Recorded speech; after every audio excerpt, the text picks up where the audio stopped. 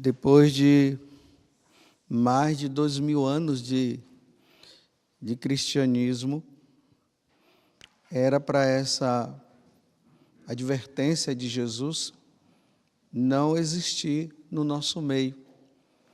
Uma geração má e adúltera busca um sinal. Essa geração, ela é má e adúltera. Era para Jesus estar dizendo assim, essa geração boa e santa, e não má e adúltera.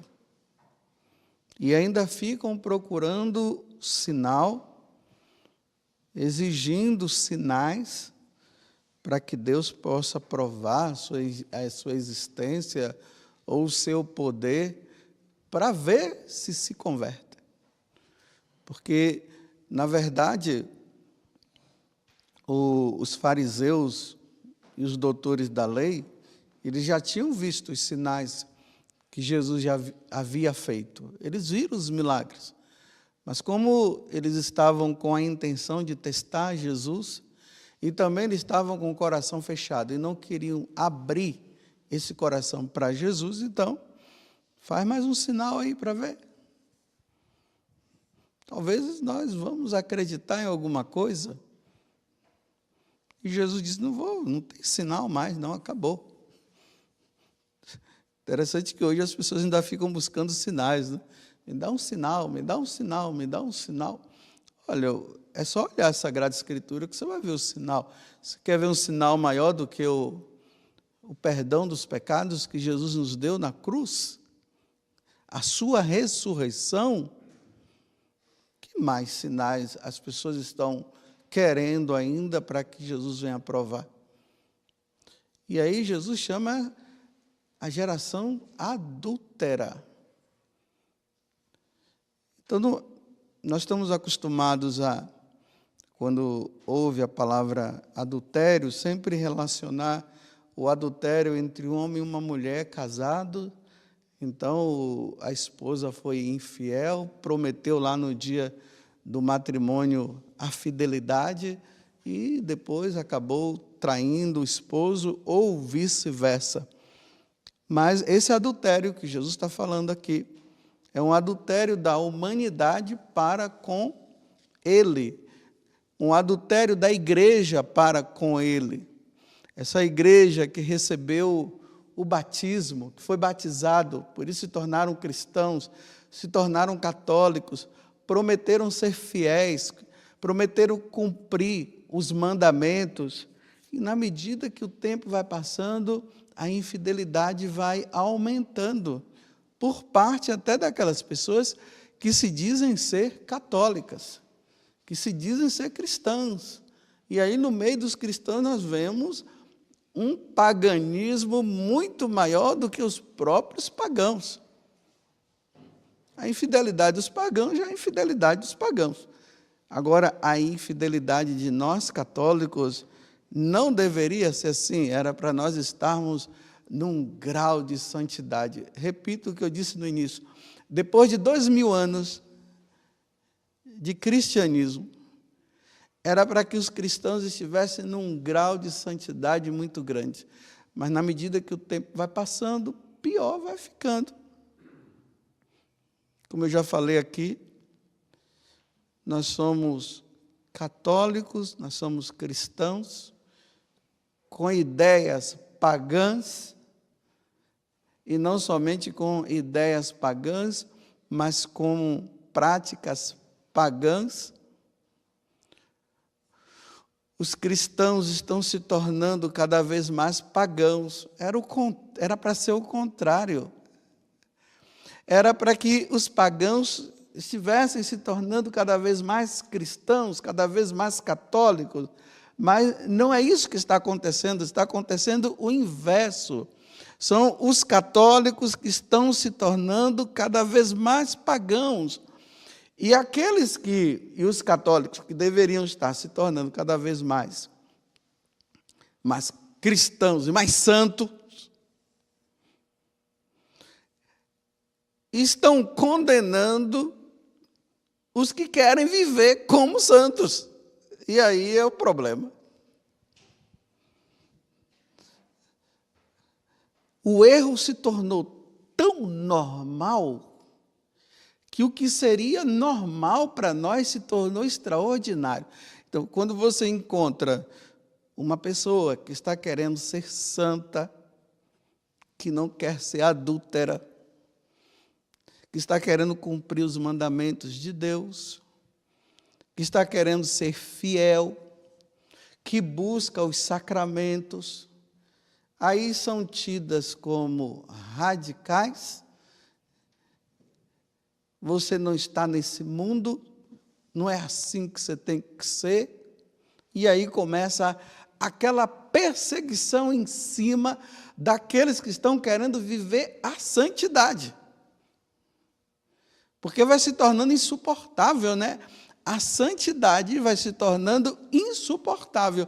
Aí São Paulo vai dizer para Timóteo que ia chegar um tempo, e nós vamos percebendo, né, que na nossa geração esse tempo está aí também, que os católicos, os cristãos, não iriam suportar mais a sã doutrina.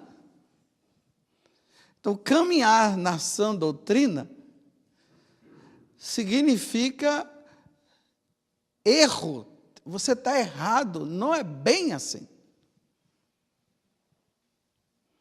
E aí Jesus está dizendo, olha,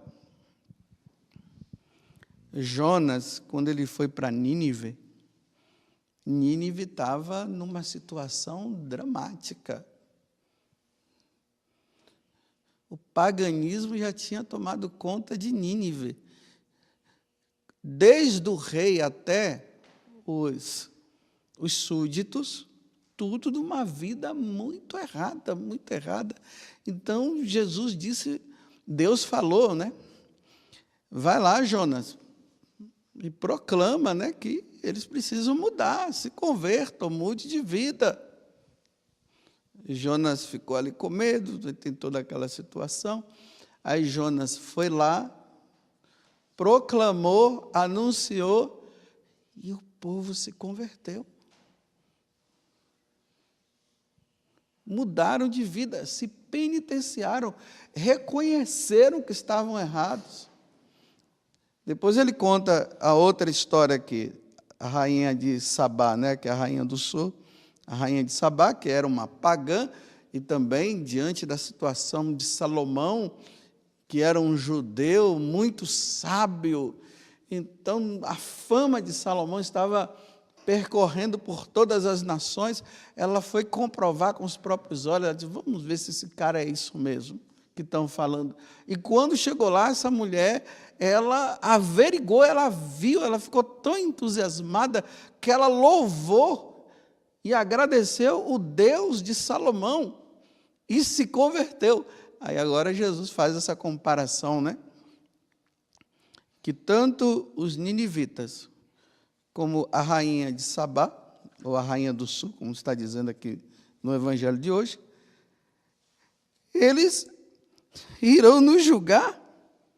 A rainha do sul se levantará contra essa geração e a condenará, porque ela veio dos confins da terra para ouvir a sabedoria de Salomão, e aqui está quem é maior do que Salomão. Então, se eles se convertem com, me desculpe eu dizer assim, um profetinha chamado Jonas e uma rainhazinha lá do sul, porque agora, diante do soberano, do Senhor, o rei dos reis, o rei da rainha de Sabá, o senhor da rainha de Sabá, o senhor lá da nação, da cidade de Nínive, é ele agora que está aqui, ele que está falando, está anunciando. As primeiras palavras de Jesus, quando ele começou a anunciar, foi essa: convertei-vos, creiam no Evangelho, o reino dos céus está próximo. E ele foi provando que ele realmente é o Senhor, ele é Deus. Ele transformou a água em vinho, ele ressuscitou Lázaro e tantas outras pessoas. Pessoas foram curadas, e essas curas foram verdadeiros milagres. E as pessoas diante de Jesus ficam questionando, não quer saber, coloca ele no nível de qualquer pessoa, ou até mesmo abaixo dos seus ídolos que foram se criando no decorrer da vida, e ficam dizendo que não é bem assim, que Deus é tão misericordioso que Ele não vai levar em conta esse pecado meu ou aquele pecado também, porque Ele é muito misericordioso, e por Ele ser misericordioso eu vou continuar fazendo tudo, porque no final das contas tudo vai dar em pizza. Seremos julgados. Em outra passagem ele fala que seremos julgados por Sodoma e Gomorra, que foi pior ainda. Não vamos tapar os nossos olhos, não. Vamos observar o mundo para ver como é que está. Deem uma olhada. Esses dias aí, uma pessoa me enviou, um tal projeto. Olha, para você ver como é que os homens vão desafiando a Deus, Aí mandou um projeto aí, não sei se é um deputado ou um senador. Aí enviou o projeto, e o projeto é o seguinte: aprovação de casamento entre pai com seus filhos e filho com pai. Aí eu falava para a pessoa: olha, vai ser assim, vai engavetar, porque a primeira é toda uma lógica que acontece. Engavetam, porque todo mundo fica assim: como é que pode uma coisa dessa? Um homem casando com a sua própria filha, ou uma mãe com o seu próprio filho. Aí engaveta, pronto, aí desaparece um pouco. Aí começa agora a doutrinação. A doutrinação vem aonde? Nas escolas. Aí começa nas escolas a mostrar lá uma historinha de um menino que é apaixonado pela mãe, e a mãe é apaixonada também pelo filho. Aí começa aquelas... aí dentro do enredo, coloca que as pessoas acabam não entendendo, porque os dois se amam, por que não?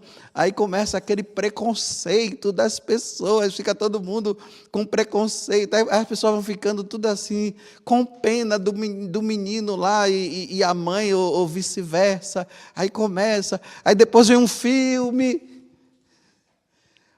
contando também essas histórias, E aí as pessoas vão ficando com pena, mas o que é que tem? O importante é que se amam. Imagine uma mãe, se a mãe ama o filho, e se o filho ama se a mãe ama o filho e o filho ama a mãe, o que é que tem? O que importa é o amor. Aí as pessoas vão ficando com pena, aí pronto, a doutrinação vai acontecendo, aí chega o ponto das pessoas começarem a dizer: não tem problema. O importante é que eles se amam.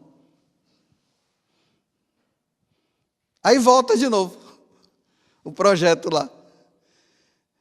Aí, como o povo já está doutrinado, aí começa lá dentro e tal, aí aprova. Aí depois que aprova, pronto, vai falar contra que você é não sei o quê, é homofóbico, eu não sei nem qual é o nome que vai dar para isso aí. E não sei o quê. Isso é incesto. Isso é um pecado gravíssimo. O amor de mãe para com o filho é amor de mãe. O amor de pai para com o filho é um amor de pai. E o amor de filho para com a mãe é amor de filho. E assim sucessivamente. Não é amor para os dois se abrasarem na carne e no amor. E também até a possibilidade, Deus me livre, de filhos que vêm, é tudo doente. Porque não tem cabimento. Olha que geração má e adúltera. Que acham que se governam. Agora, o problema é quando os católicos começam a provar isso também e dizer o que é que tem e o que é que tem. Tudo bem, ou tudo mal, né? Não é tudo bem, não. Tudo mal. Se os que não são católicos não seguem os mandamentos, eles acharem que isso está tudo bom e é maravilhoso. Problema deles, vão se ver com Deus. Agora, nós católicos aprovarmos. Me desculpe, aí chega um padre depois no púlpito e começa a dizer o que é que tem. Se o pai e o filho se amam, o que é que tem? Isso é coisa do passado? E aí as pessoas começam a dizer assim, não, se o padre falou, mas que padre foi esse que falou? Um herege? Um que já perdeu a fé, que não segue a lei de Deus, mas segue as suas leis próprias, que acha que é ele que deve ditar. O padrinho camarada.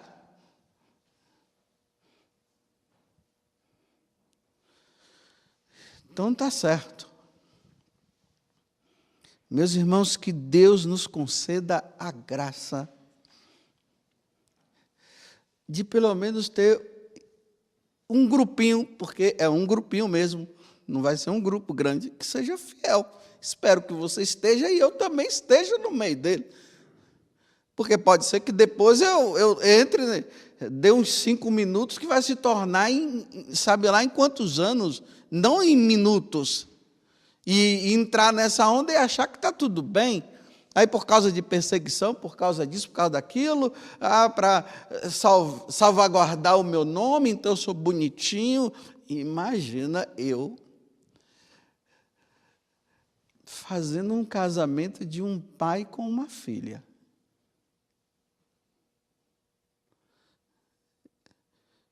Pode me levar para o sanatório. É um doido. Padre José Augusto ficou doido, porque fez um casamento de uma mãe com o filho. Isso é incesto, isso é preparação para... Como é aquela doença? É esse negócio que o homem gosta de criança? Eu sempre esqueço. É pedofilia. Porque já que a pedofilia não é aprovada, então é preciso aprovar por um meio, né? Qual é o meio? Já começa aqui, pai com filho, porque a idade do pai para uma filha sempre tem uma distância muito grande, né? Ou você já viram a criança nascer e ali já teve um casinho com outro neném, e aí ela já ficou grávida. Aí está tudo no mesmo nível. Não existe isso. Incesto, pedofilia. É o mundo, é essa geração.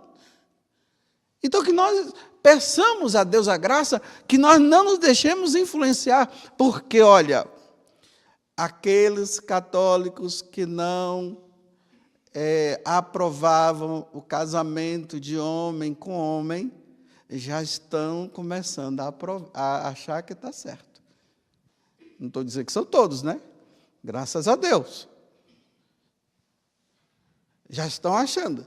Você já vê no meio daquelas pessoas assim que são líderes da igreja, que já começam a dizer o que é que tem. Já vem você também com as suas homofobias da vida.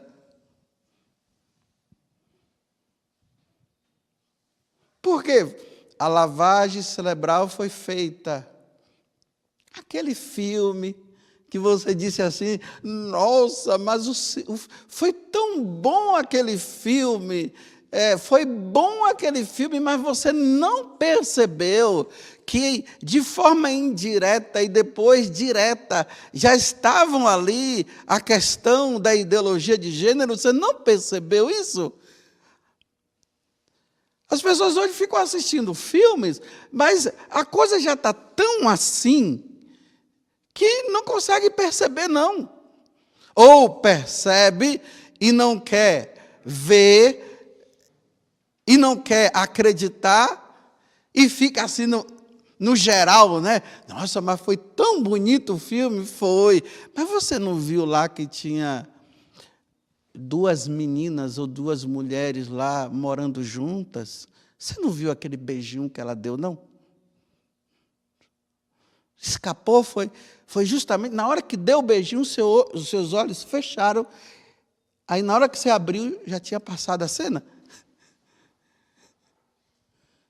Não, mas o enredo foi maravilhoso. Bem, o enredo pode ter sido maravilhoso, mas você não viu que o veneno foi colocado? E aquele veneno foi tão bem colocado, que agora você já começa a dizer que o que é que tem? Que a Igreja Católica é retrógrada, que a Igreja Católica só fica condenando, e o que é que tem? E aí, para terminar, percebam, se essas pessoas que estão no catolicismo, que sabem que isso é errado, percebam se na família dela não tem alguma situação. E aí, como não querem que os seus se condenem, aí ficam dizendo assim, mas não tem nada a ver, porque já tem na família. Aí admitir, sabendo que o da família já... Então não é melhor dizer o contrário? Geração má e adúltera. Não quer saber de Deus. Então está certo. Vou terminar dizendo a mesma coisa. Se um dia vocês me verem eu fazendo um casamento de homem com homem, podem me levar para o manicômio. Ele ficou doido. E se vocês me verem eu fazendo um casamento de uma mãe com um filho, ficou mais louco ainda. Não dá para viver na sociedade. Porque uma pessoa dessa não pode viver, um padre desse, não pode viver na sociedade, não, porque ele é louco. Perdeu a sanidade. Já não está mais ensinando o que deve ensinar. Ele é um louco. Me levem. Louvado seja nosso Senhor Jesus Cristo. E a nossa Mãe Maria Santíssima.